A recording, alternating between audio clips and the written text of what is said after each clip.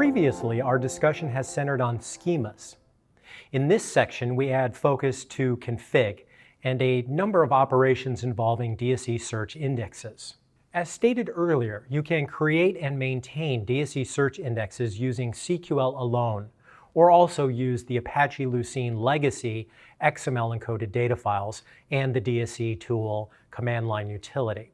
Most of the commands you run using CQL and DSE tool will be data center wide in scope. A very small number of the commands, like checking new DSE search index build completeness, require DSE tool and are single node in scope. Creating, adding, or updating resources file, like a synonym file, can currently only be completed using DSE tool and are data center wide in scope. Entering a longish section then, we detail a number of DSE search index examples using CQL. Create search index is entirely the first command you need to run, after which you often run a number of alter search index statements to get exactly what you want. In the first example, a DSE search index is created on every column in the name DSE table. Fun and easy. Please do this only if you're developing or on a non-production size system. For any larger data set, we would only DSE search index columns we are certain will actually use said index. The last example begins to explain that a fuller create search index statement names only specific columns with specific schema specifications as well as specific config settings and more. Here we see 2 or 3 examples detailing you can name specific columns to the DSE search index and even set specific attributes like doc values equals true or false. Recall that upon receipt of the first and only create search index statement, the DSE search runtime automatically records metadata about the DSE table primary key. Here we see the copy field and specific field attributes, namely doc values true or false, index true or false, and others may be set via a create search index. You may exclude any DSE table column proper from the DSE search index, either by never naming them, never adding to the DSE search index metadata, or by using the excluded switch. To aid in setting given DSE search index schema metadata attributes quickly, a number of profiles exist that contain many common or popular config-related settings. Each of the profiles acts as a macro for a single or set of attributes that might also have been set at the field type or field level. Officially, Apache Lucene supports table joins, although a better title for this ability might be SQL nested selects. You can't actually join 2 tables using Apache Lucene. If you need to support nested selects, aka joins, using DSE search, there are field type and field attributes you need to add. If you never plan to join, you should leave the resources needed to support joins uncalculated or uncollected. As a profile, space-saving no join sets these field type and field attributes for you. Space-saving slow tree precision. At a high level, you can, if you choose, index every integer key value distinctly, yielding ultimate performance, but performance always takes resource. In this case, additional disk space to record every integer key value distinctly.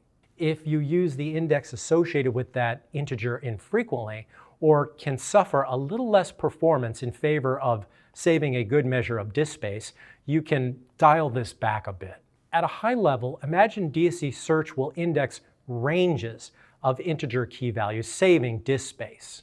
When looking for a particular integer key value, DSE search will position at the start of the range containing the integer key value, then scan within said range. Slower, but less disk space certainly.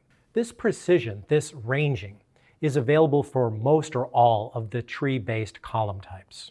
And the space-saving all profiles sets both profiles above. The default query field can be set using config and at the query level, the CQL select level. Here we see the default query field set via config. Default query fields are handy when trying to write query predicates referencing multiple tokens. For example, find all movie titles containing Clifford the Big Red Dog. There are many ways to write this query, including using a default query field. Also using config, you can tune DSC table by DSC table how changes to the DSC table proper are written to the DSC search index, and how DSC search index queries are cached. DSC search cache queries require the FQ filter and a specific syntax discussed later. In addition to DSC search index schemas with their profiles and config attributes are a number of DSC search index options. In effect, how should DSC respond if the DSC search runtime discovers an inconsistency in any of its index lists? The choices here are recover and reindex descriptions as shown. Also, how should the DSC search index runtime respond when receiving casting errors, the end user program trying to index unsupported data types and similar? Just like the CQL describe table command, there is a CQL describe search index command. As there is a schema both pending and active for any given DSC search index, there is also a pending and active config. Output is written using an XML format. Once you become comfortable with what DSC search indexes can deliver, you will commonly design a create search index statement, followed by a number of alter search index statements. Why? Largely because of DSC search text analytics. Specifying the very specific and perhaps multiple treatments to any given DSC table column can become several lines long. You could try to fit all of that into one create search index statement, but why? It would be the equivalent in a relational database store procedure that is 10 pages long. Don't do it. The DSC search index exists as metadata only until you deploy. Why not just simplify and organize all of what you want into a small number of well-delineated simple commands? And that command is alter search index. You can alter the schema or config or both. You can add, drop, or modify DSC table columns to the DSC search index and more. Recall that all changes will be pending until you deploy. Using alter search index, you can add, drop, or modify all of the topics we discussed previously. Field types, fields, attributes to same, config, copy fields, dynamic fields, and more. In these two examples, we add an existing DSC table column proper to the DSC search index. In the second example, we see where we can specify any specific attributes to the field type or field as required by our application. The note at the bottom is a topic we want to detail on the next page. Use types.fieldType when changing field types, and use fields.field when changing fields. In the first example, we are adding a field type of string field to the DSC search index schema. In the second example, we add a field to the DSC search index schema, and we specifically set the attributes docValues equal true and indexed equal true. If there was a DSC table column named title sort, we'd be done. As it turns out, the third example displays a copy field from title to title sort. If this group of code is accurate, title would have to be a column in the DSC table proper, probably a DSC column of type text. Just to be clear, this example could have been delivered without the copy field and instead could have just DSC search indexed title directly. As written, the end user program would have known to call to range and sort on a DSC search index key column titled title sort and not title. Generally, we state you can DSC search queries just using CQL or using DSC search predicates in JSON format or non-JSON format. You can issue create or alter search index statements using CQL, JSON, and/or the legacy Apache Lucene XML encoded data files. If you wish, alter search index statements can also be written using a JSON map format. Minimally, the use case for this is to avoid issuing multiple CQL alter search index statements to accomplish the same end goal. In this example, we see the CQL JSON map formatted alter search index command. In this example, we add a field type of type text field. The analyzer for field type is specified to be the standard tokenizer, generally split on whitespace and discard punctuation. This tokenizer is followed by the lowercase filter in effect, fold the DSE search index key value to lowercase. In this example, we create a second field type similar to the previous field type, but add a stop word filter. In effect, do not index words like the, and others as specified in the stopwords.txt data file. Recall that stopwords.txt is a resource file and must be added to the DSE search index after the DSE search index is initially created, but before any DSE alter search index statement makes reference to this named resource. In most previous examples, we added a field to the DSE search index schema. Using set, we can modify a DSE search index field, example as shown. Here we see the syntax to drop a field from the DSE search index. The source column in the DSE table proper is left unchanged, it's just no longer indexed. And then examples for dropping a field from the DSE search index. The second example details how to drop a copy field. And the last example leaves a DSE search index column, but drops an attribute on said column, specifically the doc values attribute.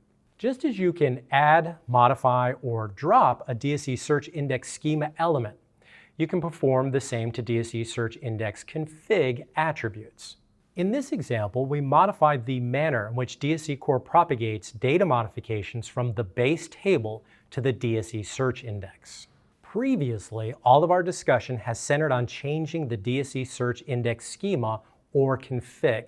By default, a CQL search index will automatically deploy, but all of our CQL alter search index statements only change metadata.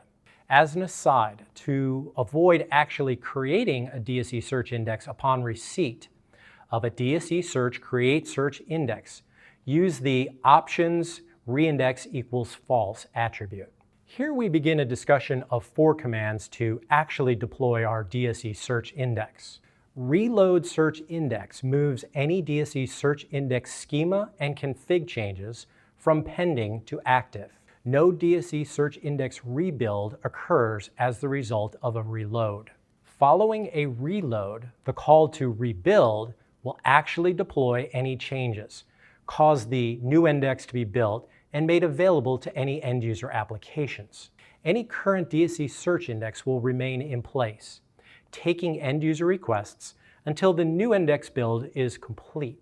Once the new index is complete, the old index is dropped with no interruption in service. The delete all parameter is handy if you do not have space to store 2 concurrent copies of any index on disk. Be aware, however, newly arriving DSE search queries may receive incomplete result sets as the old index went away and the new index is still being built. You can track DSE search index build progress via a form of the DSE tool utilities shown. And there is a drop search index command, obviously. If you're using this command while developing, be aware that this command also drops any resource files by default.